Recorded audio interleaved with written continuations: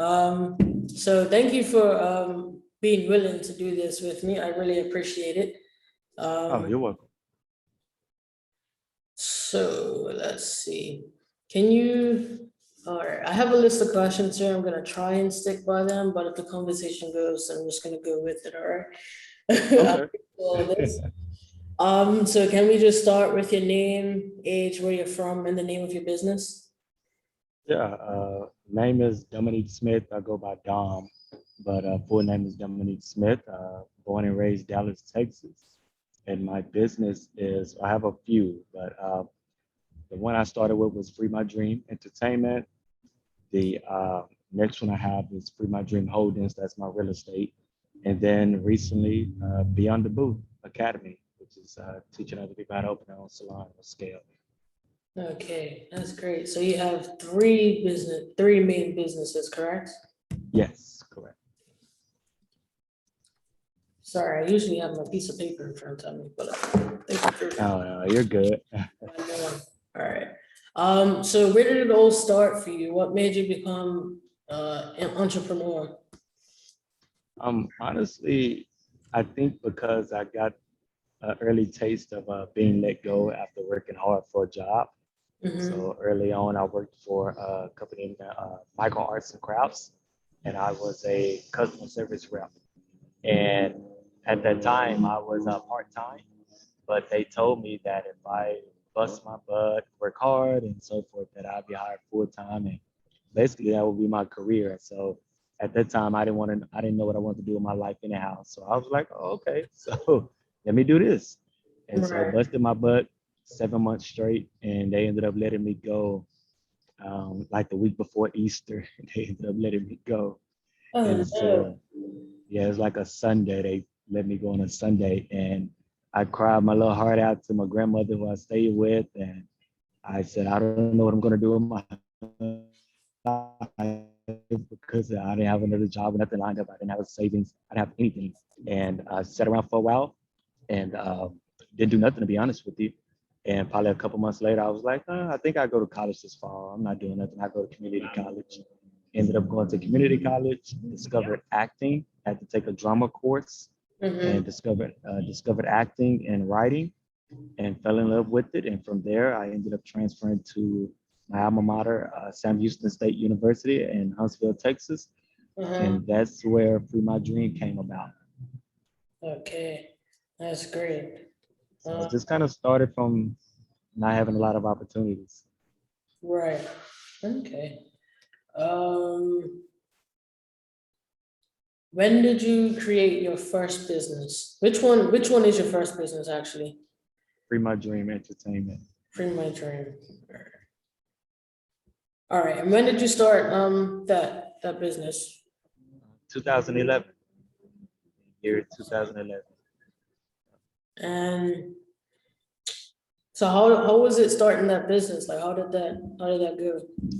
Honestly, it just came about because once I got on campus, I had a few friends who was already into arts, but I didn't go into the arts on Mm-hmm. campus because I still kind of had a little bit of hope that I would be able to get back in corporate America and work some job for 30 or 40 years, 50 years, whatever. And what ended up happening was my friends who were actually majoring in theater, I asked them one day, hey, one of your shows, I want to come and support. And a few of them was like, well, actually, I'm either, I mean, you can come, but I'm probably like, I got a cameo role, I got a small role, I'm the maid, I'm some slave or something. And so I'm like, so you never like, where's the star? And so they started telling about the politics in that department. And from that point, I said, well, listen, I don't know anything about theater per se, but I do have a few paragraphs that I wrote, and we probably can combine them and do something. And so they was like, okay, great. And so probably like 2 months later, I produced my first stage play under that business. And all I did was went and got a DBA. I came to Dallas one day from school on a weekend and stayed like on a Monday morning, went to there's an office downtown you can go to, and you get what's called the DBA, doing business as. And I just named it Free My Dream. And so that was it. Like no LLC, no No, no. nothing. Nothing. I just did it and went back to school and told my friends, hey, I got a business and we're gonna put on a stage production, and you're gonna star in it. I'm gonna write it. You're gonna star in it, so your doggone parents or family members can come down and see you perform. Like you go Right, to school for 4 or 5 years, and you mean to tell me you never able to be a lead? And so right. that's kind of how it started, and that went from the first play I did. It was free. I did my first 4 plays free, and I brought out, let's say around probably around 300 to 400 black kids, which the school itself couldn't even get. And so it kind of transpired to really being something big because the school is always trying to be about diversity and so forth, but it's very difficult to get a bunch of black folk in a space, and it's not a party, there's not going to be any alcohol or things of that nature. It's just straight up entertainment. And so the fact that I was able to do that, I actually, when I started selling tickets, I was able to use the money for my tuition and rent and a bunch of things that geared towards my livelihood. So it turned out to be something big. All right. So that's pretty cool. So basically, so with this entertainment business, you still create your own plays and stuff like that? Yep, yep. I do stage productions, I do films, touring. I haven't been doing much now because of COVID, Right, but right. yeah, that's what that business is for. Okay. And so when it comes to the actors and the people that work in theater, so do they work directly for your company or are they like contractors type thing? So they come in, So but yes, the team, the crew are contractors. So I hired them for depending on what's going on for the stage play. If we're going to be touring or if we're going to be local, I hired them to come in and do what I need them to do. My actors, they work directly for the company. okay. All right, that's cool. You said this one started in 2011. Can you describe this business in 3 to 5 words? Uh, can I describe? I'm sorry. Your bit this the Free My Dream Entertainment in 3 to 5 words.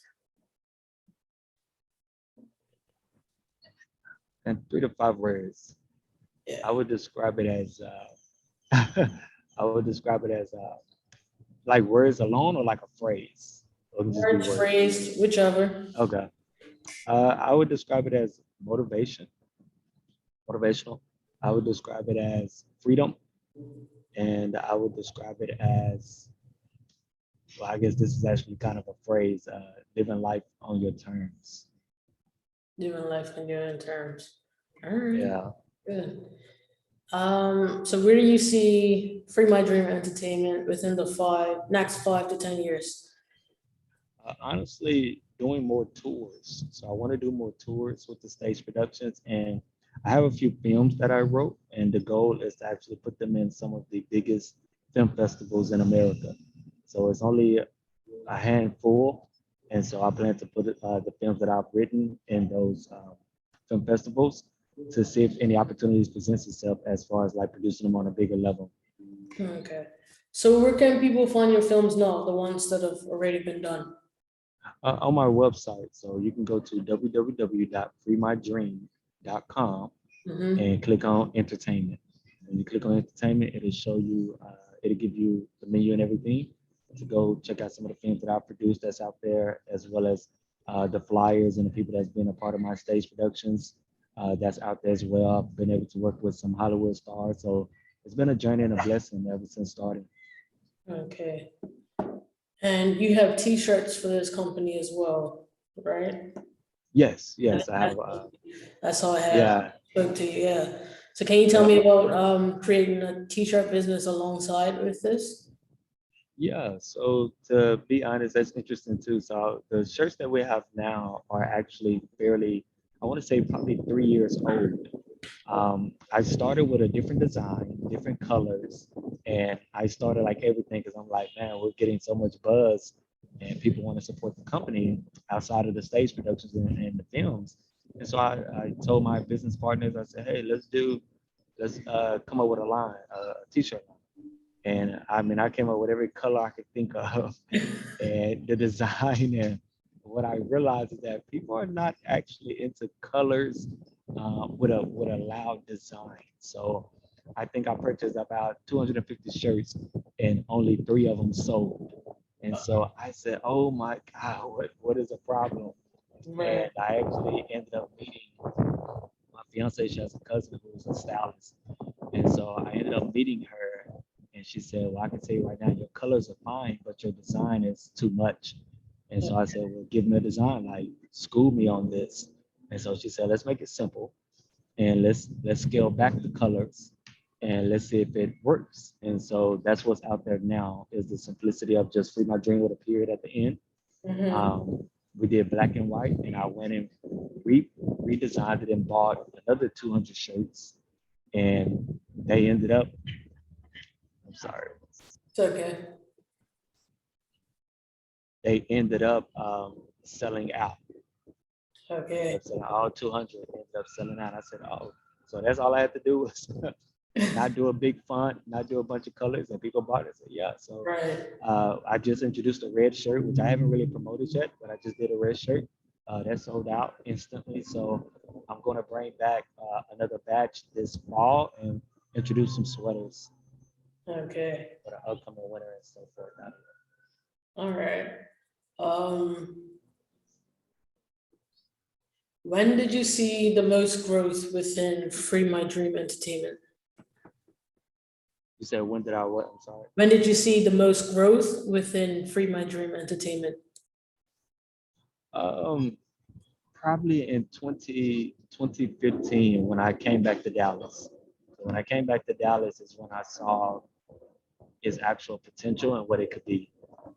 Initially, it was just something, like I said, I needed something, not I needed, but I felt bad for my friends. And so I was like, this is crazy. But then when I got back to the city, I literally, I went from making $800 to like $1,100 at my school to making like 7,000, 10,000 a play, a Right. stage production. And so it blew my mind, Right. to make that kind of jump. And so that's when I saw its potential. That's when I saw everything forward. I was like, yo, this is for real. That's actually when I got my LLC. The first few years, I didn't have an LLC. I was just operating under the name. Right. Okay. And how did you create your LLC? Um, I kind of did it the bootstrap way. I went through on Google and just kind of Google how to start a business. And then I kind of got some insight as far as where to go. And the Secretary of State, and I called them, and they kind of walked me through it. Right. And once I saw the paperwork myself, I was like, oh, I can do this myself because most people try to go to LegalZoom or hire an attorney or do those things, and I'm not against that. But some stuff you can do yourself. It's really self-explanatory. Okay. And where do you see your business within the next 5 to 10 years?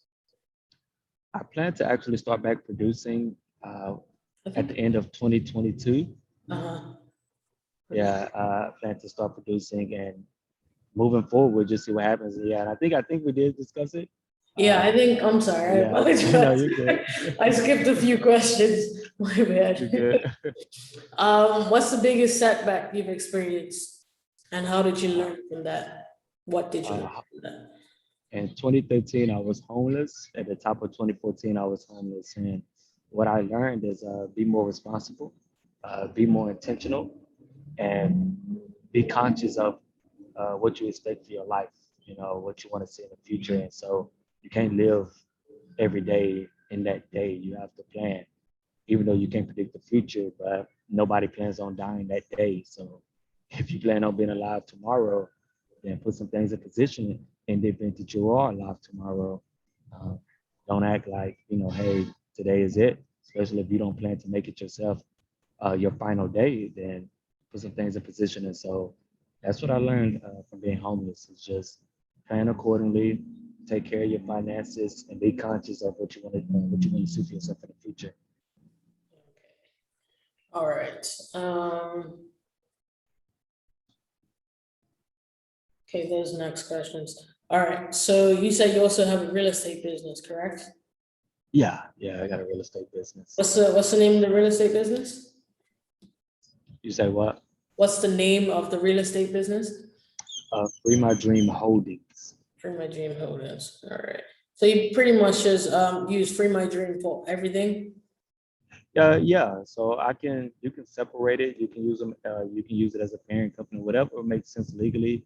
I keep the name because I know I can Right. always use that name. So Exactly. All right.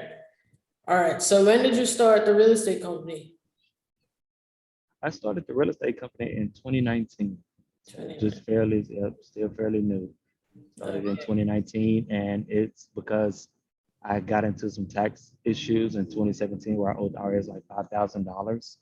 And so, and that's because when you put money into the bank, a lot of people don't know, but over $10,000, the IRS consider that significant. So once it's in the bank, they actually have a signal that goes off and kind of, let that individual, the banker, know that this person has a significant amount of money in their account, even if it's just 10,000. It could be 100,000, it could be whatever. And I learned that working at a bank. So there are certain signals that goes off um, at a bank that lets people know that. And so after that situation in 2018, I kind of made a setback. I made a step back. I mean, to where I was like, okay, I'm not going to produce anymore because I've acquired some money and I need to figure out what to do with it. So I know I can't just leave it in the bank. And the way the economy is, each day the things are changing. So you want to make sure that you're invested. At first, I tried stocks and I was like, I don't like it. Looking at a chart as well as not having the kind of control I want to have.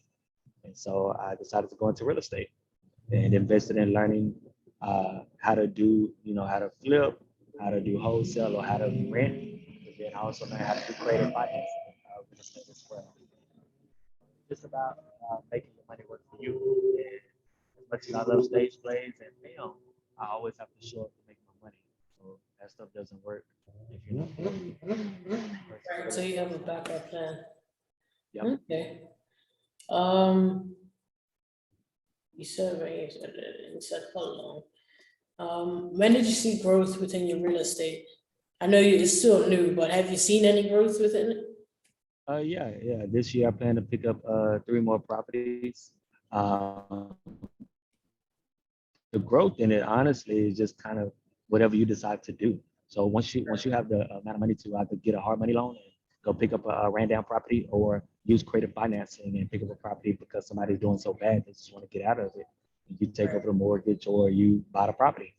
Um, it just depends on what works out for you. But yeah, I've seen growth as of last year. Just started in 2019 and learned what I needed to learn. Took a whole year to just learn it, the ins and out, the numbers, the process, and put things into action last year. And then this year, I'm going to take a different other couple strategies that I'm going to do to pick up 3 more properties. And so, yeah, the growth is just the opportunities and how often you do it. Um, a lot of no's at first, and as well as getting people to the closing table and how to properly acquire a property, depending on each individual situation. All right. And how many properties do you own now? 2. Two. Okay. Yep. That's not a bad place to start. And do you rent those or how are those being dealt with? Rent. So I do buy and rent. So I don't want to give up anything. So I want to do buy and rent, and whenever by the time I'm ready to give up something, I can pass it down to my kids. Right. Okay. All right. Where do you see your real estate company within the next 5 years? How many properties do you wish to have under your belt? 15 doors. One of 15? these 15 doors under my belt within the next 5 to 10 years. I'm 32, so by the time I'm 40, I expect to have at least 10 to 15 properties. All right. What is the biggest setback you've experienced getting into real estate? Uh, Honestly, early on, just kind of weathering the nose for like several months. It was just a bunch of no's. Uh, and I think that was the most difficult part, is because you think to yourself, people are selling properties every day, people are buying every day. And so you get in your mind like, okay, I can just get out here and find my opportunity. And it's Right. not that it's difficult to find a property. What's difficult is the individual in the property. Mm, Because they get, they're emotionally attached. You know, right. my mom had this house, and now I got the house, and my great grandmother had this house, my grandfather had this house. Like, it's a lot of stories that you're going to hear, and you think to yourself, yeah, but it's in bad shape. you know, go get you a new opportunity. go somewhere else. Let me take over. But people are attached, and I think that is the Right. most difficult thing to overcome. That and like I said, just straight up no's. Those are the difficult things. But once you get past them, it's once you get that first one, it's like, okay, all right, there's some yeses out there, Right. and but I think that's a part of it in entrepreneurship is in any business you got to weather the no's, and you got to be your own motivation. But you're gonna hear no's a lot. So Mhm. I think, was it Elon Musk recently on Clubhouse? He said if you have to look for motivation somewhere else, you shouldn't be an entrepreneur. I think he said exactly, something like that's that. it. That's like, That's exactly what he said. If yeah, you need motivation, you don't need to be an entrepreneur. exactly. Like I find, like I agree and I disagree because sometimes you just like need a little motivation just to do something small, but you don't need the motivation to do everything all together. So that's where I'm a Agree. little iffy on it, like, I agree. And I think what was the third business? You said, I think it was Dream Tips or something like that. Beyond the Boot Say that Academy. one more time. Beyond the Boot Academy. Beyond the Boot Academy. All right. Yeah. What is that about? It's an online course where I teach people how to open up their own salon or scale their current salon. Okay. So So that's are the you, end. so what made you decide to do that in the salon space? Well, I got an opportunity last year to purchase a men's salon, and long story short, the first way I assess a business is look at your numbers. So I looked at the numbers, and they were great. The problem was that the community that it was surrounded by was not, and so that ended up actually having the landlord shut down the entire strip. And so I didn't get to pick it up, but I saw the opportunity in which if I had a salon and I created a space that barber, stylists, nail techs and so forth to come out and start their own business, then why not? I don't have to work. I don't have my license at all to do anything. Right. And so I said, I don't even have a real estate license. I, I'm, everything for me is an investment. So once I figured that out, I was like, well, that's passive income. And but then my other question was like, how do people view a salon? And I thought to myself, well, during the pandemic in Texas, we had protests and marching, literally people because the governor shut down the businesses. And I said, if people are willing to get out there to march for a salon, that lets you know how people deem that business.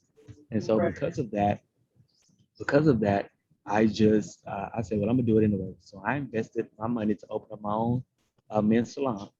And once I went through the process of doing it myself and negotiating my contracts and picking out my area and figuring out a way to maximize my profits so that I grossed 2,000 a month from the salon.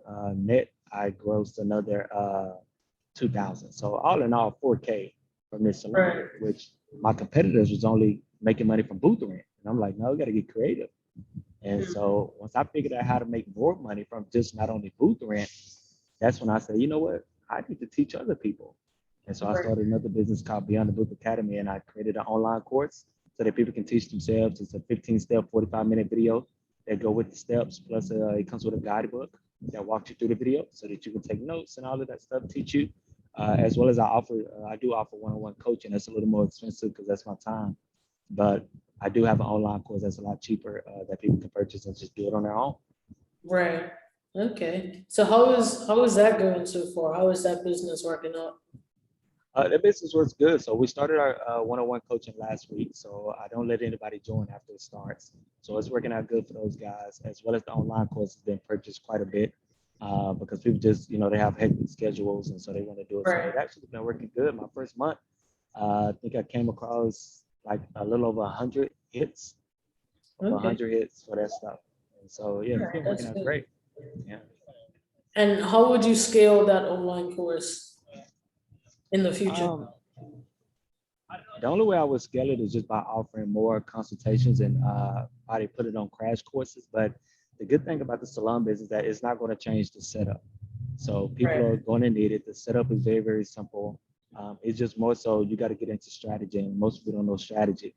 And so I provide strategy. I talk about my real numbers. I tell you exactly what happened to me, how to overcome those humps, as well as you coming from it. And the good thing about my side is that, like I said, I'm an investor. So people can't look at it like, well, you was, you went to styling school, you went to barber school, you went to, all these different schools. So you kind of had to connect. I didn't have no connects. Right, Everything was on outside. I had to go out and get it. So if you actually are a licensed professional, you do nails, you do hair, and so forth, you actually have a better connect than I do right, because you actually have a connect with a school. You have a connect with certain things. I had to come from the outside and convince people. So my situation is a little different, and I think that's why also too why it's more appreciated because I didn't have any connects. So I can literally tell you how to get it if you don't have any connects. right. Okay, that's great. Um, I think I've gone through all the basic questions, so I think I have like 3 questions left and then we're done. Okay. What was that? I said, okay, cool. All right. What has been your biggest accomplishment thus far?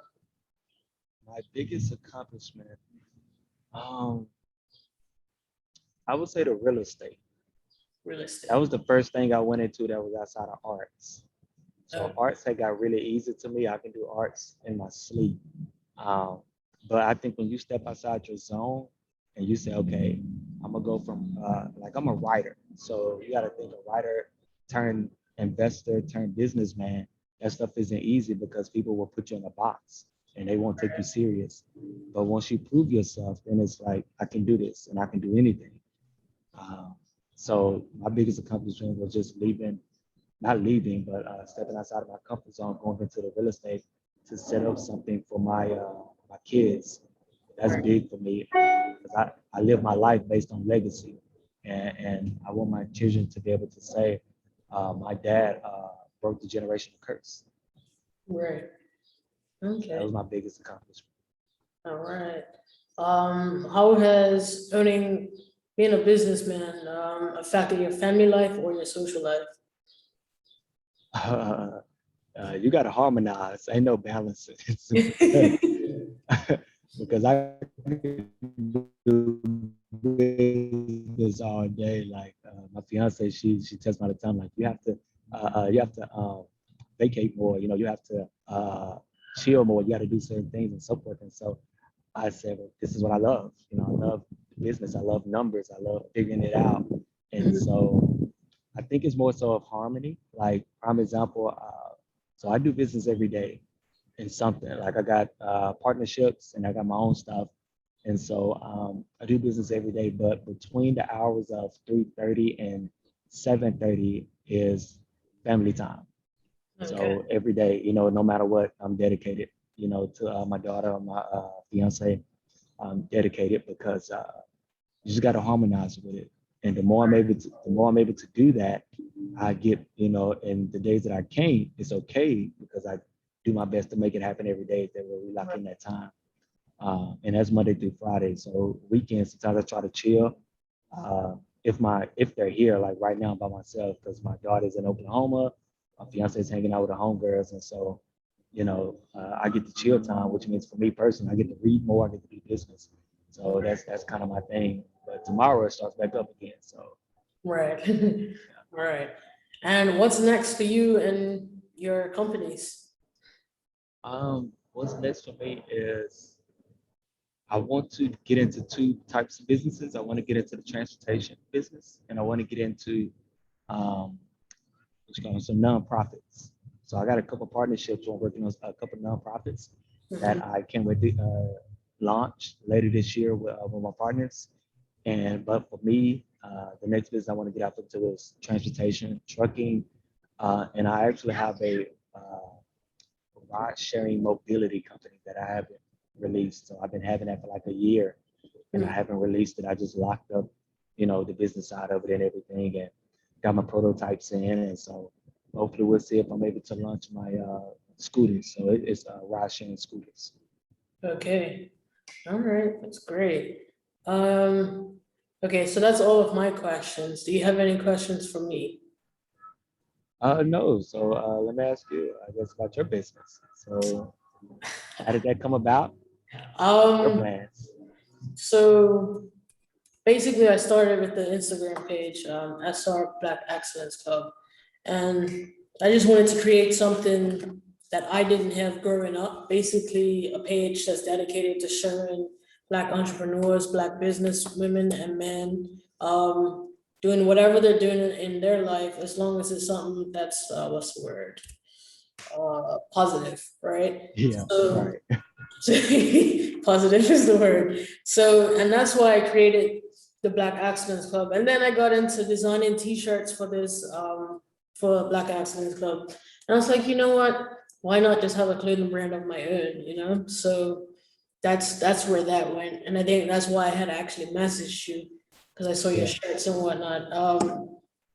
So as for that, for my actual personal clothing brand, right now I'm just waiting on my samples to come in, and then once I get that, then it's pretty much up from there. This is actually my first sample right here, Okay, but looks good. this is just something I had in my closet that I haven't worn in a while. So it's like, you know what, let me just drop my logo on there, see how it looks. But they put it too far over, so I know to bring it over a little more for the next time. So it's just like little things like that that I'm doing while I'm waiting. Because I'm in Bermuda, things don't ship within 2 days. You gotta wait like a week or so. So I've been waiting for these shirts for almost 2 weeks already, and it's just like that. So it's just like a stall in a sense. I'm also looking at designing some hats as well. So I'm just trying to find a company that would do exactly what I want. So The hard part. so that's something else that I'm doing for right now. So hopefully I should have all that information by the end of the month, and I can be up and running by then. That's the goal at least. Yeah. So that's what Good. I'm doing right now. Congratulations. Thank you very much. I appreciate it. Yeah, of course. All right, anything else you want to ask? No, that's all I have. All right, thank you so much for this. I appreciate it. I Yeah, will you're let you know when it's up and posted so you can share it as well. And I'm looking to launch like April 1st as well, so just so you have an idea. Let me know and I'll support. All right, thank you very much again. I appreciate it. You're welcome. No All problem. right, bye-bye.